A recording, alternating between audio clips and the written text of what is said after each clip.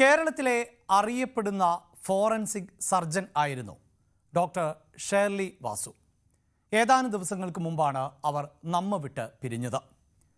34 വർഷത്തെ സർവീസിനെ ചുരുങ്ങിയ ഭാഷയിൽ ഷേർലി വാസു അടയാളപ്പെടുത്തുന്നത് ഇങ്ങനെയാണ്: കോടതി മുറിയിലെ വാദിക്കും പ്രതിക്കും ഇടയിൽ മരണപ്പെട്ടവൻ്റെ നാവാണ് ഫോറൻസിക് സർജൻ.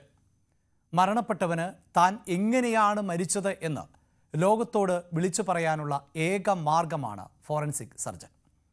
നമ്മുടെ നിയമ സംവിധാനങ്ങൾ അങ്ങനെയാണ്. മരണപ്പെട്ടവരുടെയും നീതി ഉറപ്പാക്കും.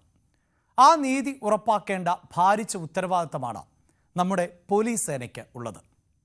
എന്നാൽ കേരളത്തിലെ പോലീസ് വിഭാഗത്തെക്കുറിച്ച് അടുത്തിടെ പുറത്തുവരുന്ന വാർത്തകൾ ഒന്നും ശുഭകരമല്ല. പരാതി പറയാൻ എത്തുന്നവർ, ഒരു തെറ്റും ചെയ്യാത്തവർ പോലീസിൻ്റെ കൈത്തരിപ്പിന് ഇരകളായി മാറുന്നു എന്നതാണ് ഇപ്പോൾ അറിയാൻ സാധിക്കുന്നത്. അങ്ങനെയുള്ള പോലീസ് ഉദ്യോഗസ്ഥർ ആരാണ് എങ്കിലും അവർ ശിക്ഷിക്കപ്പെടേണ്ടതുണ്ട്.